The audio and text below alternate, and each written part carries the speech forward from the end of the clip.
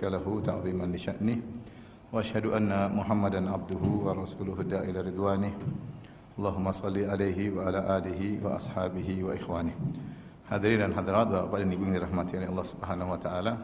Sungguhnya bertemu dengan bulan Ramadan adalah karunia yang sangat besar, karena bulan Ramadan adalah kesempatan untuk diampuni dosa-dosa dan juga untuk diangkat derajat setinggi-tingginya.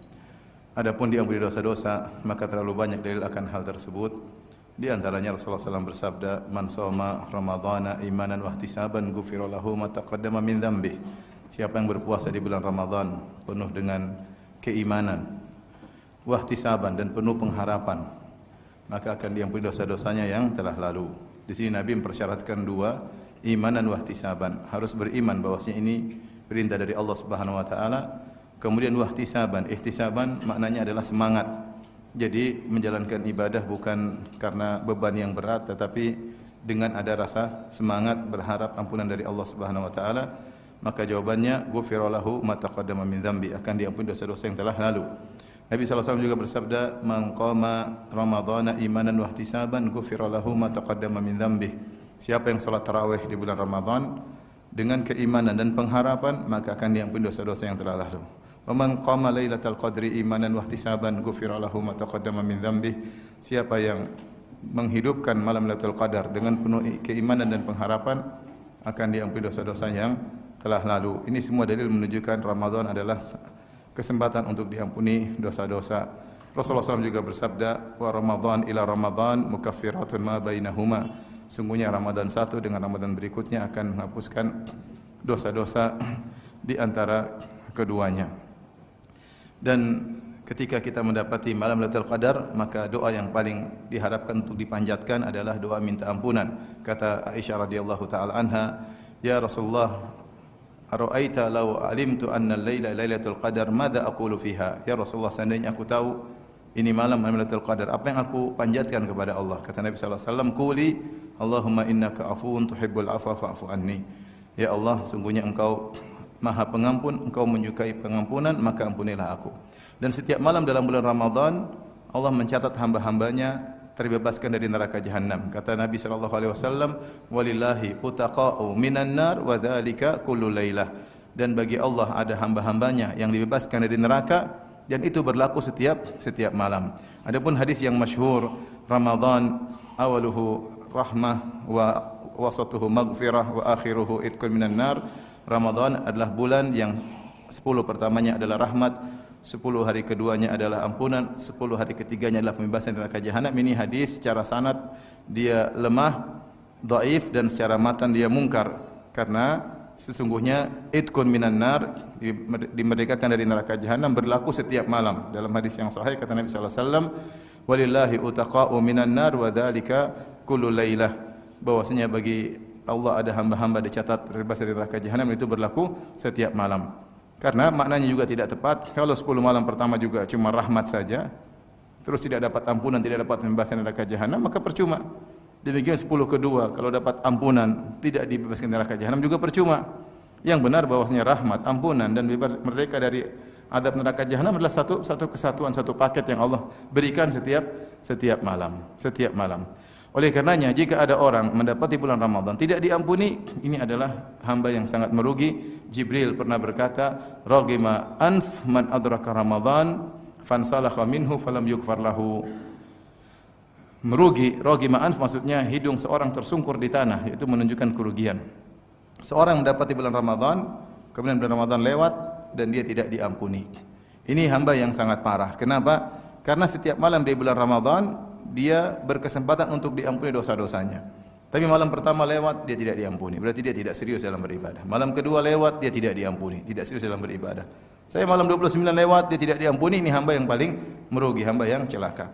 Maka kesempatan jika seorang bertemu dengan bulan Ramadan, kesempatan untuk dia memutihkan kembali catatan-catatan hitamnya, ya, yang selama ini dia kotori, ya, maka kesempatan untuk dibersihkan kembali oleh Allah Subhanahu wa taala. Siapa yang menyadari tentang pentingnya ampunan, maka tentunya dia akan semangat untuk beribadah di bulan Ramadan.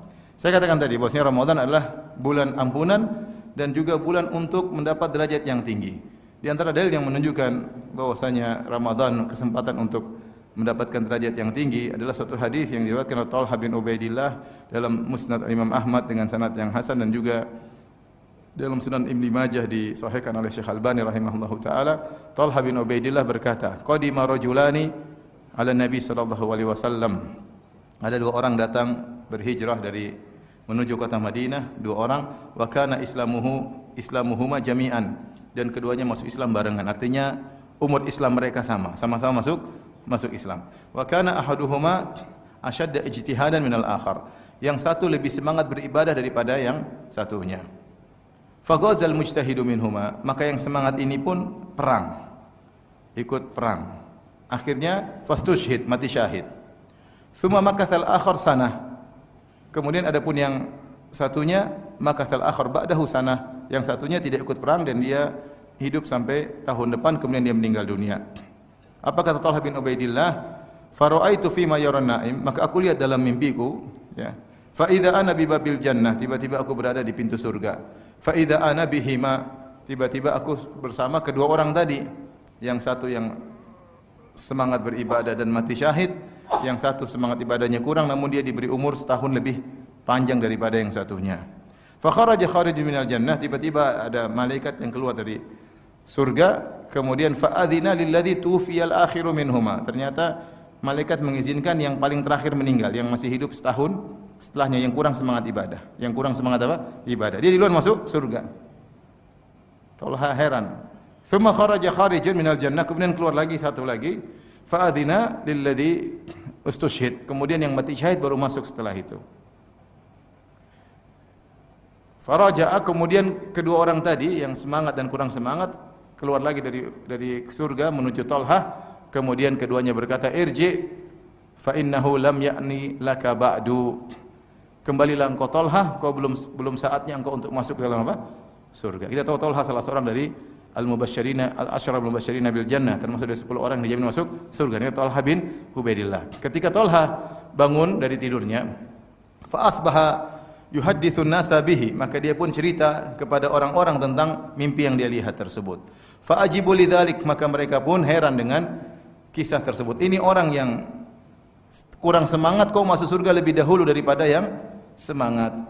Fa balagha dzalika Rasulullah sallallahu alaihi wasallam, maka kabar ini sampai kepada Nabi sallallahu alaihi wasallam. Mereka heran. Maka Nabi sallallahu alaihi wasallam bertanya kepada para sahabat, "Mimma ta'jabun?" Apa yang buat kalian heran? Mereka berkata, "Ya Rasulullah, hadza kana aktsara ijtihadan fastushhid." Yang ini ya Rasulullah, yang pertama ini lebih semangat beribadah dan mati syahid. Wa dakhala hadza ya qablahu al-jannah. Sementara temannya yang kurang semangat ternyata masuk surga lebih dahulu. Kok bisa ya Rasulullah? Kok bisa ya Rasulullah? Yang satu yang semangat ibadah dan mati syahid kok masuk surga terlambat lebih dahulu yang kurang semangat. Apa kata Nabi sallallahu alaihi wasallam? Alaisa qad makatha ba'dahu sanah? Bukankah yang kurang semangat ini masih diberi umur oleh Allah setahun setelah itu? Qalu bala, benar ya Rasulullah. Alaisa qad adraka Ramadan fasamahu? Bukankah di dalam setahun tersebut dia mendapati bulan Ramadan dan dia berpuasa? Kata para sahabat, bala ya Rasulullah. Wa sajada kam sajdah, dan dia sujud berapa banyak sujud? Falama bainahuma ab'adu ma bainas sama'i wal ard. Kata Nabi sallallahu alaihi wasallam, sungguh derajat antara yang kedua dengan yang pertama lebih jauh daripada jarak langit dan bumi. Artinya orang yang kedua ini dia surganya lebih tinggi daripada yang mati syahid. Kenapa? Karena dia diberi kesempatan untuk mendapati bulan Ramadan. Mungkin dia berijtihad di bulan Ramadan tersebut.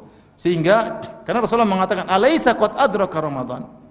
Bukankah dia diberi kesempatan dapat bulan Ramadan? Fashamah, kemudian berpuasa. Kata para sahabat, bala. Itulah kunci rahasianya kenapa kemudian derajatnya lebih tinggi. Makanya saya katakan seorang yang dapat bulan Ramadan, hendaknya dia bersyukur kepada Allah Subhanahu wa taala. Dia tahu bahwa ini adalah kesempatan untuk panen pahala sebanyak-banyaknya. Jika para pencari dunia mereka mencari kesempatan untuk memanen keuntungan sebanyak-banyaknya, kalau ada expo, ada pameran, mereka bersiap-siap, mereka rela untuk tidak tidur berhari-hari karena mereka tahu keuntungan akan berlipat-lipat di musim-musim tersebut. Maka bagi para pencari akhirat inilah saatnya musim untuk mencari pahala sebanyak-banyaknya. Maka harus persiapan bersiap-siap untuk menyambut bulan tersebut. Siapa yang persiapannya serius, maka dia akan diberi taufik oleh Allah Subhanahu wa taala, diberi kemudahan oleh Allah untuk bisa menjalankan ibadah Ramadan dengan yang terbaik. Mudah-mudahan Allah memudahkan kita bertemu dengan bulan Ramadan dan bisa mengisi bulan Ramadan dengan amalan yang terbaik. Taib ikhwan dan akhwat yang dirahmati Allah Subhanahu wa taala. Di antara persiapan yang perlu kita siapkan untuk bertemu bulan Ramadan adalah kita mempelajari fikih tentang Ramadan. Apa yang bisa kita lakukan terkait dengan puasa, terkait dengan ibadah ya. Sebelum saya menyampaikan tentang fikih Ramadan, poin penting yang harus saya ingatkan bahwasanya kalau kita berpuasa ada dua hal yang harus kita perhatikan. Pertama, kita berpuasa dari pembatal-pembatal puasa, yaitu jangan sampai kita makan, jangan sampai kita minum, jangan sampai kita berhubungan. Ini penting. Ada yang lebih penting daripada itu. Lebih penting daripada itu, kita berpuasa jangan sampai kita melakukan penggugur pahala atau pengurang pahala, yaitu maksiat. Bahkan sungguhnya kita menahan lapar, dahaga dan hawa nafsu itu adalah untuk mencapai ketakwaan. Karena Allah Subhanahu wa taala berfirman, "Ya ayyuhalladzina amanu kutiba alaikumusyiyamu kama kutiba alladzina min qablikum la'allakum tattaqun." Wahai orang yang beriman, diwajibkan atas kalian untuk berpuasa sebagaimana diwajibkan atas umat-umat sebelum kalian agar kalian bertakwa. Jadi tujuan puasa adalah agar kalian apa? Bertakwa. Seandainya ada seorang berpuasa, dia tidak makan, tidak minum, tidak berhubungan, tapi dia melakukan maksiat, maka tujuan puasa tersebut hilang. Ini yang dikatakan oleh Nabi SAW, "Rubba sha'imin laisa lahu min siyamihi ilal ju' wal atash." Betapa banyak orang yang berpuasa, dia tidak mendapatkan dari puasanya kecuali hanya lapar dan dahaga. Kenapa bisa demikian?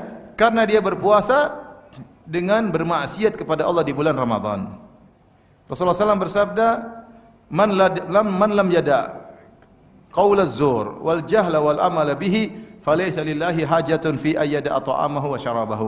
Siapa yang ketika berpuasa tidak meninggalkan perkataan dusta, tidak meninggalkan maksiat, maka Allah tidak butuh dengan lapar dan dahaganya. Jadi sebagian orang terkadang fokus bahwasanya dia puasa, tidak makan, tidak minum, tidak berhubungan, tapi dia lupa untuk memfokuskan hakikat puasa. Hakikat puasa itu kamu itu tidak makan, tidak minum agar kamu bisa bertakwa. Agar kamu bisa bertakwa. Maka percuma seorang yang kemudian tidak makan, tidak minum, tapi dia tidak bertakwa. Tidak bertakwa. Oleh karenanya ini diisyaratkan oleh Jabir bin Abdullah radhiyallahu taala anhuma, beliau berkata, "Idza sumta, jika kau berpuasa, falyasum sam'uka wa basaruka wa lisanuk." Kalau kau berpuasa maka jadikanlah matamu juga puasa, telingamu juga puasa, lisanmu juga puasa. Ya. Kemudian beliau berkata, "Wala taj'al yauma siyamika wa yauma fitrika sawa." Jangan kau jadikan hari puasamu dan hari biasamu sama. Tidak boleh. Harus beda antara seorang sedang berpuasa dengan tidak berpuasa. Harus beda. Maka perhatikan adab-adab ketika berpuasa, ketika menjalani hari puasa, agar kita benar-benar mendapatkan pahala yang sebanyak-banyaknya. Rasulullah SAW menyuruh ketika berpuasa beradab. Apa kata Nabi SAW? "Idza kana yaumu siyami ahadikum fala yarfuth wala yaskhab wala yajhal wa in sabbahu ahadun falyakul ini mru'un shaim." Kalau kamu sedang berpuasa, jangan berkata-kata kotor. Wala yaskhab, jangan teriak-teriak seperti orang di jalanan, teriak sana teriak sini tanpa ada kejelasan. Teriak-teriak sana, artinya jaga adab. Kamu berpuasa, kamu dalam kondisi yang status yang terbaik, sedang berpuasa karena Allah. Maka jaga statusmu tersebut. Jangan kau berkata-kata kotor, kata-kata yang enggak enak didengar. Jangan kau berteriak-teriak tanpa ada kejelasan, teriak sana, teriak sini, ya. Jangan melakukan kejahilan-kejahilan, pekerjaan-pekerjaan yang konyol, yang tidak pantas bagi seorang muslim, yang sering dilakukan di dunia medsos, konyol, hanya karena ingin mencari followers, mencari viewers, untuk mencari, ya, akhirnya melakukan yang konyol-konyol. Bukan sifat orang yang berpuasa. La yarfuth wala yaskhab wala yajhal. Jangan berkata-kata kotor, jangan teriak-teriak, jangan melakukan perkara-perkara yang bodoh. Wa in sabbahu ahadun, kalau ada orang maki dia, au qatalahu, ada yang ngajak berantem, falyakul ini mru'un shaim, katakan saya sedang puasa. Jangan diladeni, jangan dilayani. Kenapa? Karena kondisi puasa kita harus kita jaga. Kalau orang maki-maki kita bilang enggak, saya sedang apa? Berpuasa. Orang ngajak berantem, kita bilang enggak. Saya sedang puasa. Jangan kita bilang nanti habis buka puasa ketemu di depan masjid. Enggak kita puasa, sayang.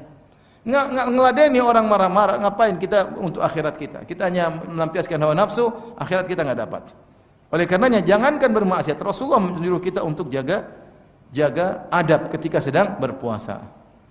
Ya, kalau ada kata-kata yang kotor di medsos, jangan dikomentari, jangan dibalas, jangan diladeni, jangan. Anda sedang berpuasa. Anda sedang beradab dengan adab puasa. Argo pahala Anda sedang jalan tinggi, jangan Anda rusak argo tersebut. Jadi beradab ketika berpuasa. Kemudian tinggalkan maksiat. Tinggalkan maksiat. Falyasum sam'uka wa basaruka wa lisanuk. Jaga telingamu, jaga pendengaranmu, jaga lisanmu. Maka saya sering sampaikan kalau ini masuk bulan Ramadan, maka kita sama-sama bertekad, ya, berjanji di hadapan Allah Subhanahu wa taala, ya, berusaha. Ya Allah, kalau sudah masuk bulan Ramadan, saya sudah tidak mau gibah lagi. Sudah tidak mau gibah lagi. Saya tidak mau ceritakan keburukan orang lain siapapun orangnya.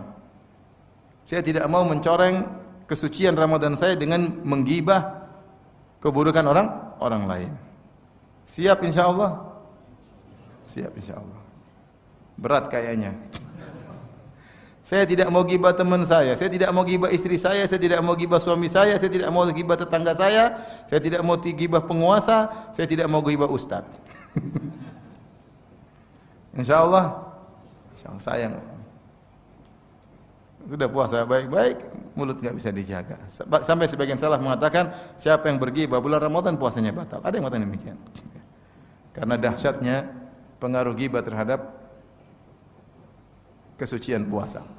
Taib, berikutnya jaga pendengaran. Saya bertekad bulan Ramadan, saya tidak mendengar gibah. Siapapun gibah saya bilang berhenti bulan Ramadan. Nanti gibah habis lebaran. Lebaran juga haram sama saja. Di bulan Ramadan saya ingin bersihkan telinga saya dari gibah. Saya ingin bersihkan telinga saya dari mendengar musik-musik. Kalau saya pergi ke tempat ada musik saya keluar. Ramadan. Mau beli sesuatu ada musik saya tinggalkan, enggak Ramadan. Ya kecuali kalau di pesawat mau diapain lagi, enggak mungkin turun dari pesawat. Ya, Allah memaafkanlah. Tapi kalau selama kita bisa kabur. Mau makan ada musik-musik kabur, saya cari tempat lain aja lah. Ya, sop kambing di sini masih banyak. Bukan cuma di sini aja. Ada musik-musik enggak? Saya enggak mau. Kalau kecuali darurat seperti pesawat yang mau diapain, masa mau turun mau kemana? Artinya sebisa mungkin kita tidak dengar maksiat, sebisa mungkin tidak dengar musik-musik, tidak gibah-gibah, tidak mendengar namimah. Apalagi sebentar lagi musim politik, banyak tuduhan, banyak caci maki, banyak adalah penceritaan dan lain-lain sudahlah. Saya tidak mau telinga saya dengar seperti itu. Kenapa? Ini bulan Ramadan. Antum kira semua yang berita tersebar itu benar? Banyak kebohongan. Nanti kita ikut-ikut nukil. Saya pernah ngisi satu stasiun televisi di manajemennya. Kemudian saya ditanya, waktu saya sampaikan bahwasanya siapa yang berbohong, ya maka pahala puasanya batal. Puasanya sah tapi pahalanya enggak ada. Kemudian mereka bertanya, Ustaz, ketika buka tanya jawab. Kemudian salah seorang dari pegawai berkata, Ustaz, kalau direksi menyuruh kami membuat berita bohong Ustaz di televisi, yang pahala puasanya batal direksi atau kami juga? Saya bilang semuanya. Makanya kamu yang nyuruh di atas tapi kamu yang bikin. Di bulan Ramadan mereka bikin berita dusta karena politik. Jangan ya ikhwan, sudah nanti bulan Ramadan nanti bertakwa sama Allah Subhanahu wa taala. Jangan dengar macam-macam. Ya, kalau bisa YouTube uninstall, semuanya uninstall kalau bisa, kecuali WhatsApp. Karena kalau uninstall nanti istri marah. Yang lain uninstall aja. Selamat, telinga kita selamat enggak dengar macam-macam. Umur sudah tinggal sedikit. Kita enggak tahu umur sampai kapan. Mau habiskan umur kita untuk dengar berita ini, berita ini. Sampai kapan? Itu dengar berita 15 menit beritanya. Komentarnya setengah jam, lebih banyak daripada beritanya. Siapa yang dengar komentar antum? Paling depan antum juga bosan dengar komentar yang tidak ada faedahnya, yang tidak ada mempengaruhi kehidupan ini. Oleh karenanya, bulan Ramadan puasa telinga. Kalau pulang ke rumah istri mulai cerita, "Mas, tadi ibu ini jangan gibah. Habis lebaran baru gibah." Haram juga sama habis lebaran. Cuma lebih parah kalau sekarang di bulan Ramadan kita gibah udah enggak boleh. Tahan telinga. Ini baru puasa kita berkualitas. Kemudian mata puasa. Jangan lihat cewek-cewek bulan Ramadan. Siapa yang berinteraksi dengan medsos dia pasti lewat apa? Lihat cewek. Emang kita boleh ngelihat perempuan rambutnya terbuka? Boleh atau tidak? Enggak boleh. Enggak boleh. Nah, pembawa berita itu rambutnya terbuka enggak? Rata-rata terbuka. Terus bajunya menarik enggak? Terlihat gunung-gunung, stalaktit dan stalagmit, ya cuma kelihatan. Ini mengurangi pahala kita. Pahala puasa yang sudah kita dapatkan banyak-banyak, akhirnya kena roaming. Kalau yang kita lihat cewek Indonesia roaming lokal, lihat cewek luar negeri roaming internasional, pahala cepat habis. Sama seperti saya ditanya, Ustaz, kita zaman dulu kita umroh, Ustaz. Habis umroh, travel bawa kita ke Mesir. Kemudian kita lihat tarian perut. Masya Allah, saya bilang. Itu semua pahala di Mekah kena roaming, kena tarian perut, roaming internasional. Jadi berusaha bulan Ramadan kita nggak lihat cewek sama sekali. Lihat istri aja. Istri akan kelihatan lebih manis, lebih cantik, lebih indah, lebih menarik. Syaratnya jangan lihat cewek. Semakin kita lihat cewek, semakin tidak menarik. Oleh karenanya bulan Ramadan kita berjihad, berjuang. Saya ingin mata saya bersih. Makanya ini sungguh indah perkataan seorang salaf, sungguhnya hari raya yang sejati adalah hari di mana kau tidak bermaksiat. Memang susah, tapi paling tidak kita mendekati. Tidak bermaksiat, kau tidak ngomongin orang, kau tidak mendengar maksiat, kau tidak melihat maksiat. Ya, bisa enggak coba bulan Ramadan? Kita berusaha. Kata Nabi sallallahu alaihi wasallam, "Saddidu wa qaribu." Tepatlah, paling tidak kalau tidak bisa tepat, dekati ketepatan. Itulah istiqamah. Kalau bisa tepat, tidak dengar sama sekali, oke. Kalau enggak ya paling tidak begitu lihat astagfirullah kemudian balik. Begitu dengar astagfirullah langsung matikan. Begitu lagi searching kajian kok ada gambar cewek, jangan diklik, langsung astagfirullah ke atas. Jangan dibiarin. Rugi. Malaikat sedang mencatat antum pahala, argo pahala lagi, jangan tiba-tiba berhenti malaikat lihat ente maksiat. Catatan berubah. Tadinya di sebelah kanan jadi sebelah kiri. Sayang. Mereka ikhwan kita enggak tahu hidup sampai kapan. Maka sama-sama kita bertekad Ramadan kali ini saya bertekad untuk meninggalkan apa? Maksiat semaksimal mungkin. Semaksimal mungkin. Kerjasama antara kita dengan istri. Udahlah, itulah YouTube apa nanti ajalah, enggak usah. Sekarang pegang Quran. Kalau baca Quran, baca tafsir, agar pahala kita bisa maksimal. Kita enggak tahu kita bisa sampai selesai Ramadan atau tidak. Kita enggak tahu tahun depan masih bisa Ramadan atau tidak. Kita enggak tahu kita dapat Ramadan enggak kali ini. Kita enggak tahu. Kalau Allah kasih kita kesempatan, jangan kita sia-siakan. Maka ini yang paling penting dari semuanya adalah bagaimana kita mengoptimalkan puasa kita ketika bulan Ramadan, jangan bermaksiat sama sekali. Karena dia adalah pembatal pahala atau pengurang pahala. Ingat kata Nabi sallallahu alaihi wasallam, "Rubba sha'imin laisa lahu min siyamihi ilal ju' wal atash." Betapa banyak orang yang berpuasa namun dia tidak mendapatkan dari puasanya kecuali lapar dan dahaga. Ya cuma lapar, dahaga, tahan hawa nafsu. Tapi hari-harinya habis nonton inilah, nonton anulah, nonton ghibah lah, kemudian dia sendiri ghibah, kemudian cerita macam-macam, kasihan. Pahalanya hilang sementara yang didapatkan cuma lapar dan dahaga.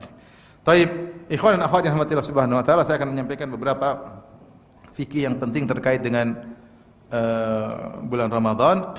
Yang pertama, sebagaimana kita ketahui bahwasanya dilarang bagi seorang untuk berpuasa di akhir Sya'ban kalau dalam rangka hati-hati. Dari Salman mengatakan, "Man shoma fil yaumil ladzi yashukku fihi atau yashakku fihi faqad asa Abul Qasim." Siapa yang berpuasa di hari yang diragukan, yaitu tanggal 30 Sya'ban, masih belum jelas puasa atau tidak, kemudian dia sengaja puasa, maka dia telah bermaksiat kepada Nabi Muhammad sallallahu alaihi wasallam. Maka syariat tidak ingin seorang hati-hati, siapa tahu sudah satu Ramadan. Kalau belum satu Ramadan jangan puasa. Harus ada pembeda antara bulan Sya'ban dengan bulan apa? Ramadan, ya. Makanya Rasulullah SAW mengatakan dalam Sahih Bukhari, "La tataqaddamu Ramadan bi shaumi yaumin wala yaumain illa rajulan kana yasumu shauman falyasumhu." Jangan kalian mendahului Ramadan dengan puasa sehari atau 2 hari sebelumnya, untuk hati-hati. Ini belum Ramadan jangan. Kalau belum Ramadan jangan puasa. Saya buat hati-hati, siapa tahu sudah Ramadan, ya enggak boleh. Illa rajulan kana yasumu shauman, kecuali seorang sudah biasa puasa. Dia biasa puasa Senin Kemis, bisa puasa Daud, bisa puasa sehari berbuka 2 hari. Ada orang puasa Senin Kemis, ada yang sehari berpuasa, hari berbuka, ada yang sehari berpuasa 2 hari berbuka. Kalau kebetulan pas hari biasa puasanya di tanggal 29 atau 30 Sya'ban tidak jadi masalah. Tidak jadi masalah karena dia berpuasa bukan untuk kehati-hatian, tapi dia menjalankan puasa sunnah yang biasa dia kerjakan. Adapun puasa untuk hati tidak boleh. Kemudian kita baru berpuasa kalau sudah berubah bulan. Bergantinya bulan dari satu bulan ke bulan berikutnya cuma diketahui dengan dua cara. Cara pertama adalah dengan terlihatnya hilal.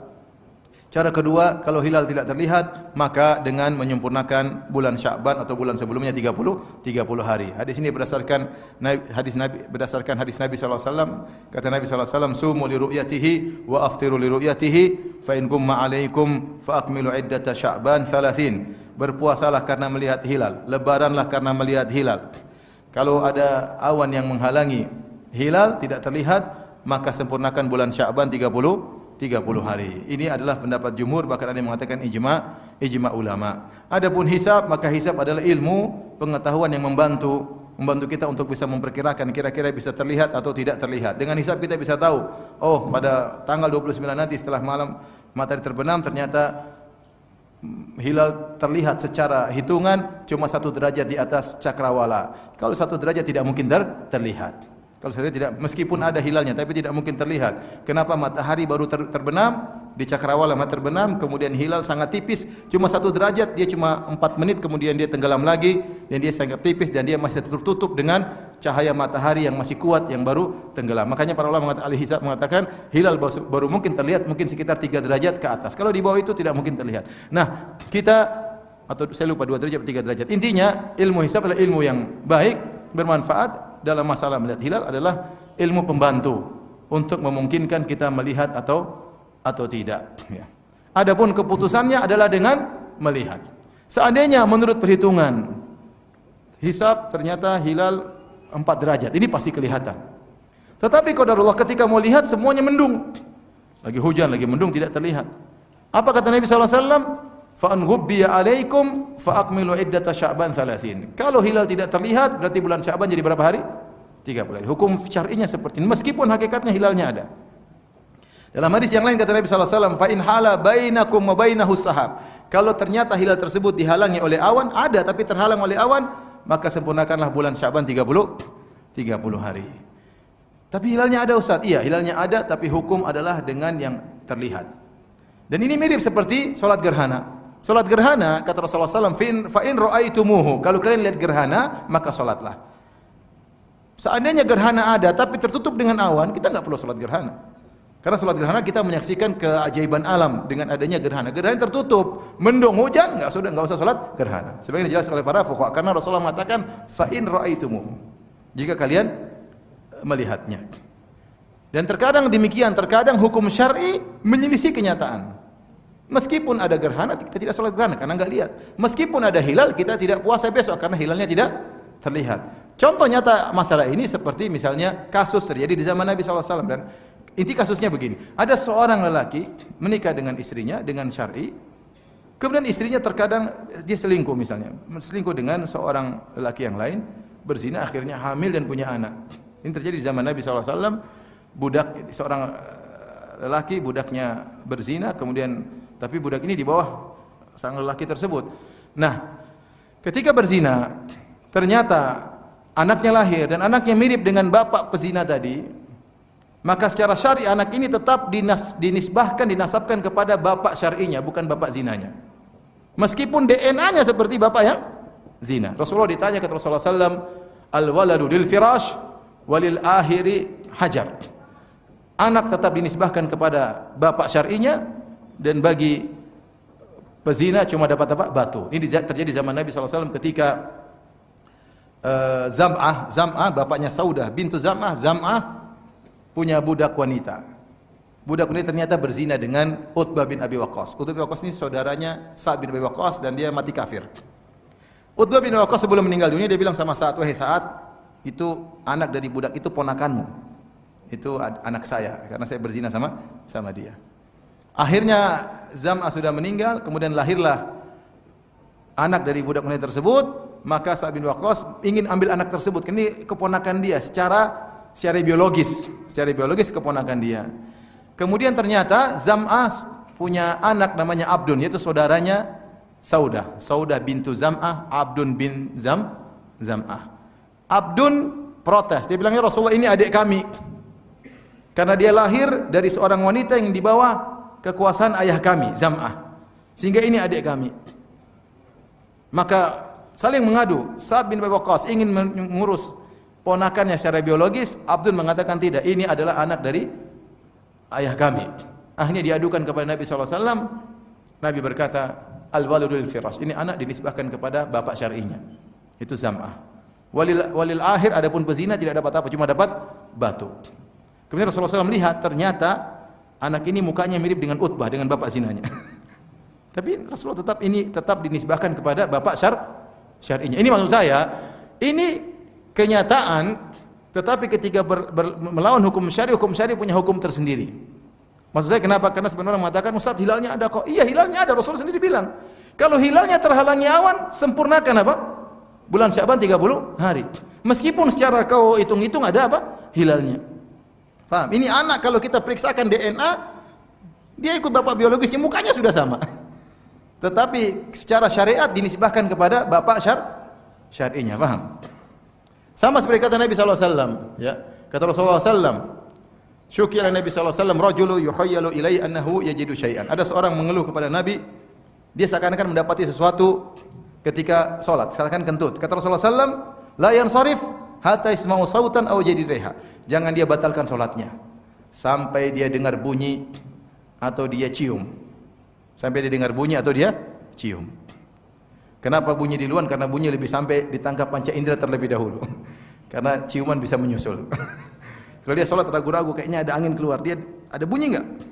Kalau enggak ada bunyi, dia tunggu sebentar, siapa tahu ada ciuman. Kalau dua-duanya enggak ada, lanjut sholat. Meskipun dia kenyataannya sudah kentut.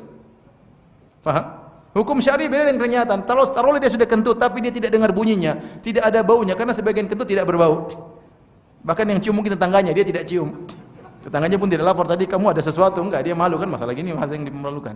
Artinya kenyataannya dia kentut, tapi dia tidak sadar yang diikut hukum syar'i atau perasaan dia hukum syar'i. Dia lanjutkan sholatnya, dan sholatnya apa? Sah. Ini mau saya begini, maksud saya, kita ikut Nabi SAW. Nabi mengatakan, kalau lihat hilal maka puasa. Kalau tidak kelihatan, tidak usah puasa. Ini mazhab yang diikuti ini adalah pendapat 4 mazhab. Mazhab Maliki, mazhab Hanafi, mazhab Syafi'i, mazhab Hambali. Semuanya berpendapat pergantian bulan cuma dengan salah satu cara. Lihat hilal, atau kalau hilal tidak terlihat dengan menyempurnakan bulan sebelumnya berapa hari? 30 hari. Nah, pendapat yang zaman sekarang dengan hisab. Kata mereka hisab adalah ilmu. Ya, benar, kita ngakui juga. Yang hisab pun ada khilaf. Secara umum ada dua model hisab. Sebagian orang yang ahli hisab menyatakan yang jadi patokan kami adalah adanya hilal, wujudul hilal, adanya hilal. Meskipun 0,5 derajat di atas cakrawala ketika matahari terbenam. Karena menurut perhitungan kami hilal sudah ada, meskipun tidak mungkin terlihat, meskipun mustahil. Tapi secara hitungan hilal ini ada 0,5 derajat misalnya di atas cakrawala, besok sudah Ramadan. Ini agak ekstrim. Tapi ini diikuti oleh sebagian orang. Pendapat yang lain yang agak ringan, dia mengatakan kita hanya puasa meskipun tidak kelihatan hilal kalau imkanu ru'yah. Kalau posisi hilal itu pada posisi mungkin untuk dilihat meskipun tidak terlihat. Yaitu misalnya hilal secara hitungan 3 derajat di atas cakrawala. Kalau 3 derajat cakrawala maksudnya matahari tenggelam, dia masih 3 derajat, dia tenggelam belakangan.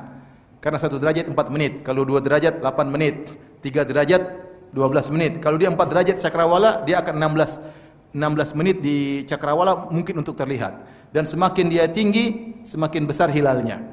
Sehingga mereka punya pendapat yang model ahli hisab yang kedua, kami tetap puasa dengan hisab jika imkanu ru'yah, jika mungkin untuk dilihat meskipun tidak terlihat. Ini masih mending. Yang pertama enggak, pokoknya menurut hitungan ada, kita akan puasa meskipun 0,1 derajat. Yang itu enggak mungkin dilihat, pakai mikroskop pun tidak akan kelihatan. Karena tertutup dengan cahaya apa? Matahari. Intinya wallahu a'lam bishawab, saya lebih cenderung pada pendapat jumhur, mazhab Hanafi, Maliki, Syafi'i, Hambali. Kita lihat hilal, kalau hilal tidak kelihatan kita sempurnakan bulan Ramadan, bulan Sya'ban 30 hari. Yang penting kita jangan ribut, kita sepakat kita puasa 1 Ramadan. Ya, sudah puasa 1 Ramadan. Tanggal berapa urusan, pokoknya 1 Ramadan. Baik. Jika telah diumumkan bahwasanya besok 1 Ramadan, maka ketahuilah begitu matahari terbenam, maka itu sudah masuk bulan mulia. Beda statusnya sebelum terbenam. Ini sudah hari-hari mulia. Kalau sudah hari-hari mulia, berarti semua amalan pahala dilipat gandakan baik secara kuantitas maupun kualitas. Ya, saya sudah sering sampaikan hal ini. Bulan Ramadan sepakat ulama bahwasanya pahalanya lipat gandakan baik secara kuantitas maupun kualitas. Buktinya kata Nabi sallallahu alaihi wasallam, al-umratu fi Ramadan ta'dilu hajjatan ma'i. Siapa yang umrah di bulan Ramadan seperti haji bersamaku. Kalau umrah di bulan Ramadan seperti umrah biasa, di luar bulan Ramadan. Kalau umrah di bulan Ramadan seperti haji. Umrah yang dikerjakan cuma 3-4 jam, pahalanya seperti haji yang dikerjakan berhari-hari dari tanggal 8 Zulhijjah sampai 13 Zulhijjah dengan keletihan yang luar biasa, dengan biaya yang lebih besar, dengan mobilisasi yang luar biasa, dengan keletihan. Mulai dari mabit di Mina, wukuf di Arafah, di bawah terik matahari, kemudian mabit di Muzdalifah, kemudian mabit di Mina hari-hari tasyrik, lempar jamarat, letih jalan jauh ya. Sebagian jamaah haji Masya Allah jalan sampai entah berapa kilo, 8 kilo pergi, 8 kilo balik ya. Satu hari 16 kilo, Masya Allah. Luar biasa. Jadi ternyata umrah yang dikerjakan cuma sekitar 4 jam bulan Ramadan sama dengan haji. Kenapa bisa demikian? Ini menunjukkan bahwasanya amal soleh di bulan Ramadan berlipat pahalanya baik secara kuantitas maupun apa?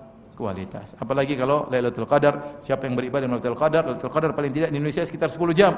Siapa yang beribadah di malam Lailatul Qadar dengan ibadah yang diridhai oleh Allah sekitar 10 jam, diselingi dengan tidur 1 jam 2 jam.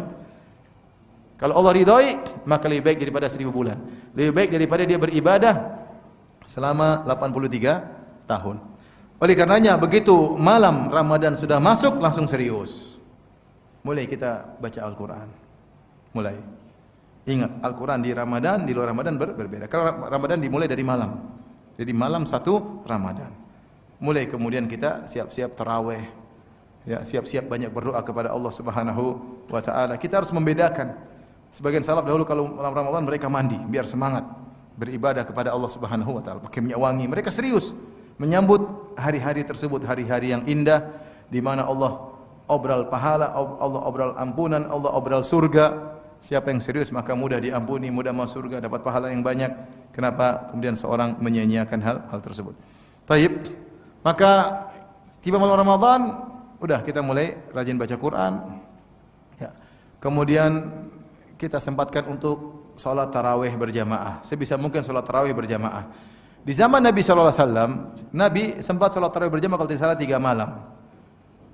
Tapi Rasulullah SAW tidak merutinkan tiap malam karena Rasulullah SAW takut diwajibkan. Rasulullah sayang sama umatnya.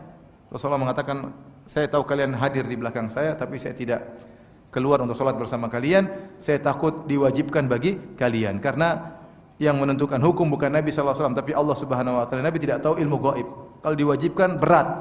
Sholat malam diwajibkan maka berat. Maka Rasulullah SAW akhirnya seringnya sholat sendiri. Kemudian beberapa malam beliau salat malam bersama para sahabat. Dan di bulan Ramadan Rasulullah SAW salat malam di awal malam. Sempat diikuti oleh para sahabat 3 malam. Pernah Rasulullah SAW salat malam dari awal malam sampai tengah malam. Hatta dhahaba syatrul lail, sampai tengah malam sudah lewat. Ibarat kita kalau kita salat jam 8 sampai jam 12 atau jam 1. Jam 12 lah. Sudah lewat tengah malam. Setelah lewat tengah malam para sahabat masih minta tambah.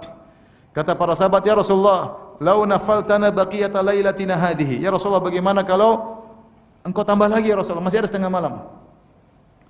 Saya baca hadis ini, saya bilang Masya Allah para sahabat. Kita kalau ada imam sholat dari jam 8 sampai jam 12 selesai, kita bilang Alhamdulillah. Kenapa enggak dari tadi? Berat tuh 4 jam, jam 8 sampai jam berapa? 12. Para sahabat sudah sampai jam 12, gampangannya setengah malam, mereka masih minta tambah. Makanya sebenarnya kita sama sahabat tuh beda-beda tipis, cuma beda di balik doang. Jadi intinya Rasulullah SAW sunnahnya salat tarawih di awal malam. Ini diantara hikmah agar orang-orang bisa mendapatkan keberkahan salat tarawih berjamaah. Ketika Rasulullah SAW selesai salat di tengah malam, para sahabat minta tambah, kata Rasulullah SAW menjelaskan, Innahu man shalla ma'al imami hatta yansarif kutiba lahu qiyamul lailah. Siapa yang salat bersama imam sampai selesai, dicatat baginya salat semalam suntuk. Seakan-akan dia salat tidak berhenti sampai azan subuh. Di lain hari Rasulullah SAW pernah salat dari awal malam sampai para sahabat takut azan subuh. Terus Rasulullah enggak berhenti sampai menjelang sahur. Subhanallah. Dalam satu kesempatan Rasulullah SAW salat sampai menjelang sahur.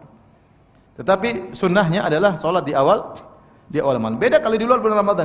Di luar bulan Ramadan kita salat di akhir malam. Itu malam yang terbaik. Tetapi kalau bulan Ramadan karena tarawih agar masyarakat mudah mendapatkan salat bersama imam, maka disunahkan dikerjakan di awal malam. Disunahkan dikerjakan di awal malam. Maka seorang berusaha untuk bertekad selama bulan Ramadan tidak ada satu malam pun kecuali dia salat malam. Kalau dia sudah terbiasa salat malam selalu di masjid. Suatu saat dia bersafar, suatu saat dia sakit tidak bisa salat malam di masjid, tetap Allah catat, karena yang Allah catat adalah kebiasaan seseorang. Kata Nabi sallallahu alaihi wasallam, "Idza maridal abdu aw safar, kutiba lahu ma kana ya'malu muqiman sahihan." Jika seorang hamba sakit atau bersafar, maka dicatat baginya amalan yang biasa dikerjakan ketika sehat dan ketika sedang mukim. Maka seorang kalau dari awal salat Ramadan dia salat malam, nanti ternyata dia sakit 3 hari tidak bisa ke masjid, tetap dicatat. Karena Allah Maha Baik, Allah catat kebiasaannya. Atau dia ternyata mudik tidak bisa salat, tetap dicatat kebiasaannya yang Allah tahu dari kebiasaan hamba tersebut ya. Oleh karenanya semangat kita salat malam di masjid. Alhamdulillah kalau kita di masjid-masjid paling setengah jam ya. Indonesia salat tarawih berapa jam? Setengah jam. 1 jam sudah banyak yang batuk di belakang. Bukan berjam-jam. Alhamdulillah. Setengah jam, 40 menit, tapi sudah cari masjid yang kita nyaman. Yang kita sholat kita merasa tambahan iman, bukan kita sholat cepat-cepatan. 7 menit, 21 rakaat, 23 rakaat, bukan itu. Kita cari sholat yang kita nyaman, kita keluar letih tapi ada kebahagiaan. Cari masjid seperti itu. Maka perlu bagi DKM untuk milih imam yang baik, yang bacaannya enak, yang tartil, yang bisa membuat khusyuk para jamaah, dipilih ya. Kemudian bacaannya agak dipanjangkan sehingga jamaah bisa mendengar. Waktu yang paling baik mereka habiskanlah untuk apa? Untuk salat ya. Untuk salat. Tapi melihat kemampuan jamaah. Saya rasa kalau sudah 40 menit sudah bagus sekali ya. 1 jam mungkin berat ya. Orang yang tidak biasa 1 jam itu berat, tapi kalau 30 menit minimal 40 menit oke lah. Yang tidak kuat bisa duduk, kalau yang tidak kuat silakan duduk, tidak ada masalah, boleh. Salat sunnah boleh salat sambil apa? Duduk. Meskipun mau berdiri boleh duduk. Bedanya salat sunnah dan salat fardu, kalau salat fardu berdiri adalah rukun. Siapa yang mampu berdiri, tidak berdiri salatnya tidak sah kalau salat fardu. Kalau salat sunnah dia mampu berdiri, dia duduk, pahalanya setengah. Tapi boleh duduk, boleh apa? Duduk. Salat malam terkadang apa? Duduk. Apalagi kalau dia tidak mau berdiri karena capek, karena enggak kuat. Sakit kakinya, dia ambil kursi duduk atau duduk di bawah kemudian salat. Yang penting dia habiskan waktu untuk dapat pahala sebanyak-banyaknya dalam salat malam. Dan yang benar bahwasanya salat malam tidak ada batasan jumlah rakaat ya. Dalam satu hadis kata Rasulullah sallallahu sholli ma badalaka. Rasulullah SAW berkata kepada seorang sahabat, salatlah yang semudah bagimu. Ya, semudah bagimu untuk salat, terserah berapa rakaat, tidak ada batasan. Demikian juga dalam suatu hadis ketika ada seorang bertanya, "Ya Rasulullah, kaifa sholatul lail?" Wahai Rasulullah, bagaimana tata cara salat malam? Maka Rasulullah SAW mengatakan, "Sholatul laili mathna mathna." Salat malam itu 2 rakaat, 2 rakaat. Fa idza khashiya ahadukumul subha falyusalli wahidatan tutir lahu ma qad shalla. Kalau dia khawatir subuh, maka dia witir 1 rakaat. Ketika Rasulullah SAW mengatakan salat malam 2 rakaat, maka sebebas-bebasnya. Dan itu diamalkan oleh para salaf.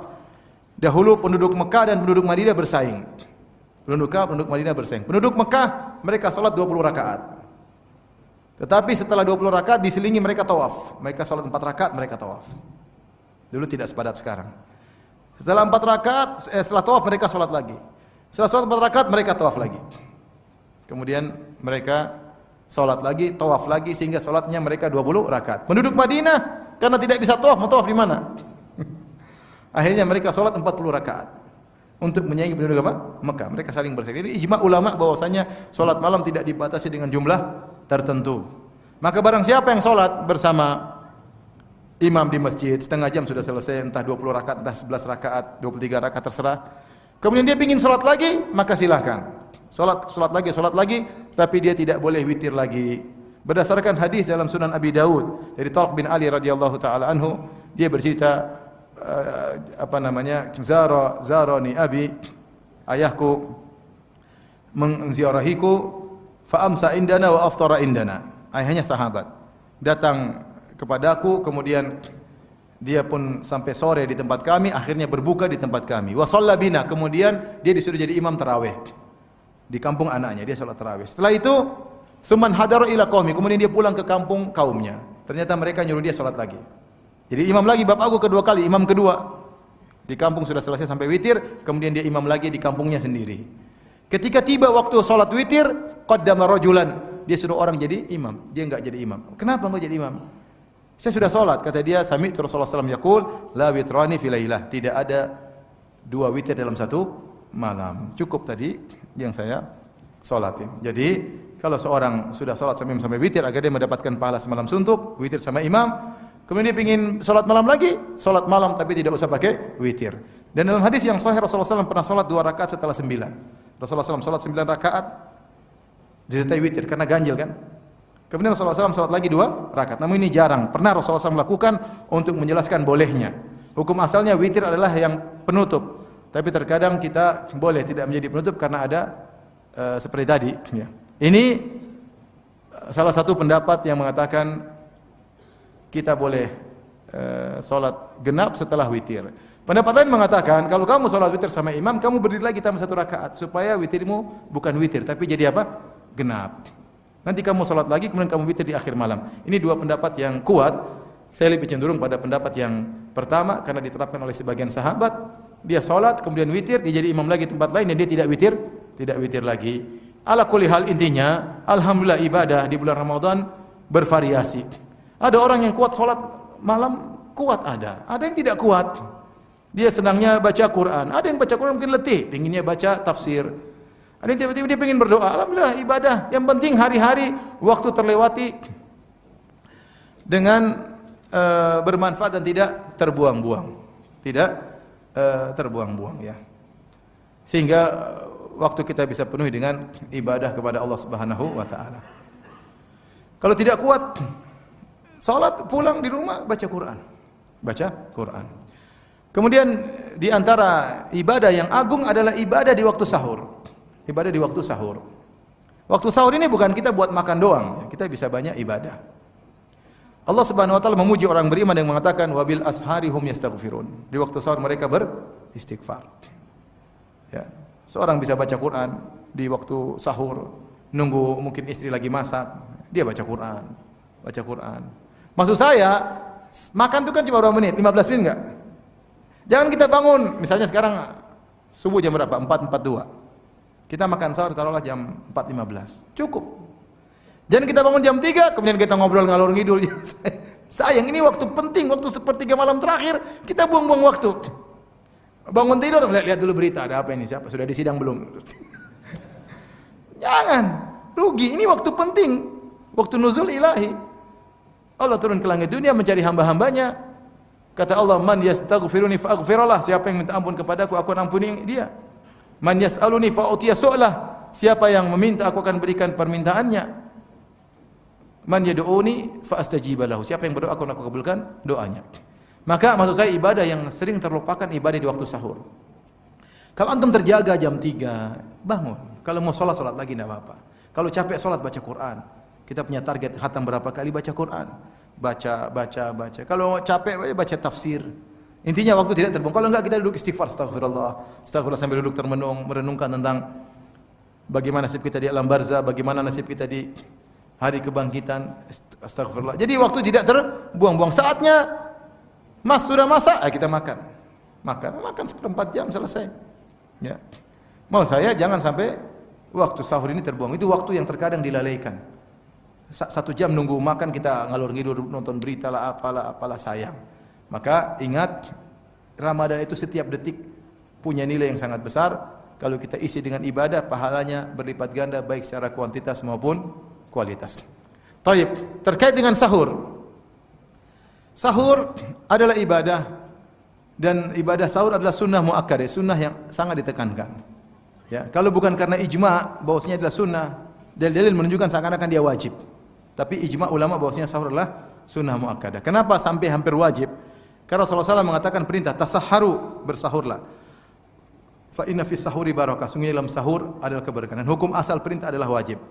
Kemudian juga Rasulullah SAW tasahharu walau bi jur'atin min ma', bersahurlah meskipun seteguk air. Rasulullah suruh bersahur. Rasulullah SAW mengatakan, ya, perbedaan antara siyamina wa siyami ahlul kitab akalatus sahur. Yang membedakan puasa kita dan puasa ahlul kitab Yahudi Nasrani adalah makan apa? Makan sahur. Ya. Jadi sangat ditekankan. Bukan karena kita kuat, kamu bangun makan sahur. Dan makan sahur semuanya berkah. Makan sahur, makan itu semuanya berkah. Berkah karena kita bangun waktu sahur. Berkah karena kita makan makanan yang berkah. Berkah karena kita bisa sempat berzikir kepada Allah Subhanahu wa taala di waktu sahur. Maka tetap kita usahakan sebelum subuh kita makan sahur meskipun hanya seteguk air. Nah, kita boleh sahur sampai kapan? Kita boleh sahur sampai kapan? Sampai azan subuh. Kata Allah Subhanahu wa taala, "Fal ana bashiruhunna wabtagu ma kataballahu lakum wa kulu washrabu hatta yatabayyana lakumul khaytul abyadu minal khaytil aswadi minal fajr." Sekarang di malam hari silakan kalian menggauli istri-istri kalian. Makanlah dan minumlah sampai jelas benang putih daripada benang hitam, yaitu fajar. Sampai terbit apa? Fajar. Selama fajar belum kelihatan silakan makan dan minum. Kalau dahulu para sahabat mereka makan sambil melihat langit. Belum ada benang putih, makan terus. Belum ada benang putih masih boleh makan. Ya. Kalau benang putih sudah kelihatan berarti sudah terbit fajar, sudah berhenti, tidak boleh. Ini berlaku bagi makan, minum dan berhubungan. Boleh sampai terbit fajar. Kalau terbit fajar, maka seorang harus selesai dari makan dan minumnya, tidak boleh dia lanjutkan. Kalau dia sedang berhubungan sama istrinya, terbit fajar, maka dia harus berhenti dari hubungan tersebut. Kalau dia lanjutkan maka batal.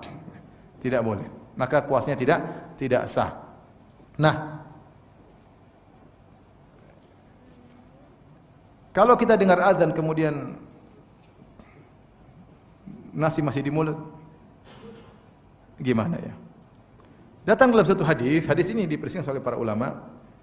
Kata Rasulullah SAW, "Idza sami'a ahadukumun nida," jika salah seorang dari kalian mendengar azan, wal ina'u fi yadihi, sementara air di gelas di tangannya, fala yadha'hu hatta yaqdi hajatahu, maka jangan dia taruh gelas tersebut tapi dia minum dulu. Ini hadis ini dibahas oleh para ulama. Ada yang mendhaifkan hadis ini, ada yang hadisnya sahih tetapi ditakwil. Kenapa ditakwil? Karena ayat jelas. Kata Allah Subhanahu wa taala, makan dan minumlah sampai terbit apa? Fajar. Allah kasih batasan. Kalau terbit fajar enggak boleh makan dan minum lagi. Ada yang mengatakan ini rukhsah bagi orang yang sedang makan tiba-tiba dengar azan maka dia langsung selesaikan. Jangan dia lanjutkan. Ya. Karena sebagian orang habis makan azan, tenang. Enggak apa-apa. Kerupuk keluarin, kerupuk, sambal santai. Enggak boleh ya. Kalau sudah azan selesai. Saya lebih cenderung bahwasanya kalau sudah azan selesai, tidak boleh minum, tidak boleh apapun. Tetapi karena azan subuh masih diperbincangkan oleh para ulama, mungkin kalau minum air insyaallah aman lah ya. Minum air insyaallah apa? Aman ya.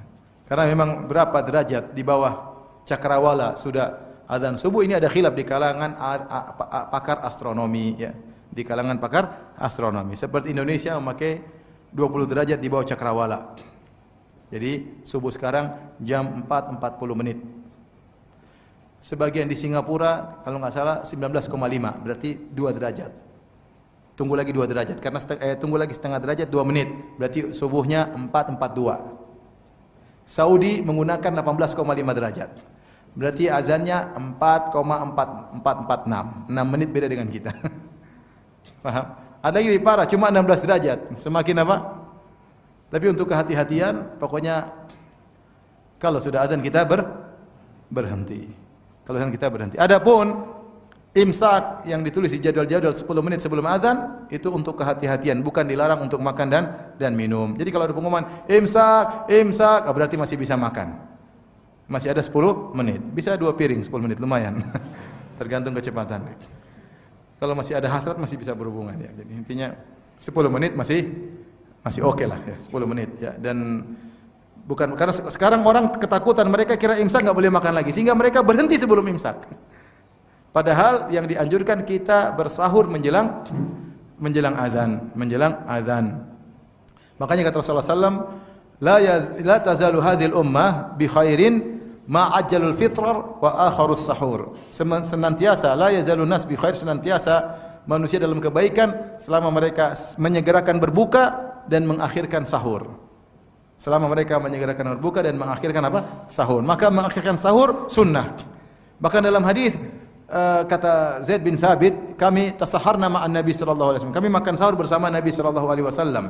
Kemudian Rasulullah SAW pergi salat. Anas bin Malik bertanya, "Fakam kana baina sahur wa salat?" Berapa jarak antara sahur dan salat? Saya lupa, kalau enggak salah sittina ayat, membaca 60 apa?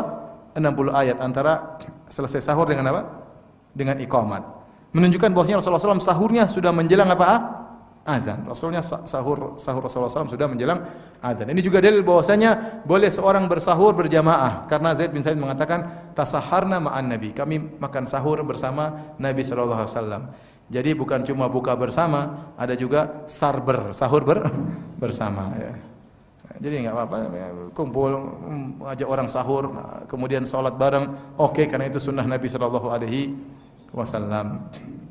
Jangan lupa di waktu sahur isi waktu dengan banyak berdoa, banyak beristighfar, baca Quran kalau ada waktu. Mungkin terakhir sebelum kita buka tanya jawab, sekali lagi bulan Ramadan adalah bulan yang mulia, setiap detik adalah sangat berharga. Maka untuk menjalani bulan Ramadan kali ini hendaknya kita punya target-target yang mungkin kita kerjakan. Seorang jangan menjalani bulan Ramadan begitu saja, harus punya target. Saya juga punya target. Bulan ini Ramadan kali ini saya punya target. Ya. Antum juga harus punya target. Saya punya target hatam berapa kali, punya target. Pengen baca ini, saya punya target ya. Ingin berbakti sama orang tua, saya punya target. Ingin bersedekah, saya punya target. Catat target yang mungkin kita lakukan agar Ramadan kita enggak sia-sia. Semua harus diplanningkan. Ya. Ini kita sedang panen. Orang kalau panen dunia dia planning ya. Gini nanti gini. Kita panen akhirat kita enggak planning. Planningkan, saya pengen ini, saya pengen ini, saya pengen ini dan targetkan. Kita cek, aduh ini kelewatan nih. Saya harus qadha di waktu yang lain. Seperti itu. Agar Ramadan kita lebih bermakna. Agar Ramadan kita tidak seperti Ramadan-Ramadan sebelumnya yang kita sesali selalu ya. Maka harapan saya kita semua punya target-target yang mungkin kita lakukan di bulan Ramadan ini. Target yang pertama tadi saya katakan, target saya tidak bermaksiat di bulan apa? Ramadan. Jaga mata, jangan lihat YouTube sembarangan. Ya. Kalau perlu YouTube-nya uninstall ya. Benar, serius ya. Lihat YouTube lihat cewek rugi. Rugi, roaming, kenapa? Pahalanya kena roaming. Roamingnya internasional. Habis pahala, sayang. Udah baca Quran dosa. Belum lagi buang-buang umur, buang-buang waktu. Ini berlaku bagi bapak dan ibu-ibu. Ibu-ibu juga sudah jangan lihat-lihat YouTube. Sudah sekarang baca Quran, sudah tua ya. Kulit sudah peot. Rambut sudah putih. Udah kalau sudah tua mau ke salon juga percuma. Enggak akan mempermudah kembali ya. Mau wajah dikasih spidol pun tidak akan jadi mudah lagi. Ya sudah, oleh karena kita sudah tua, sama-sama sadar kita enggak tahu umur kita sampai kapan. Jangan buang-buang waktu hidup ini, harus ada target. Wallahu ta'ala alam bisawab.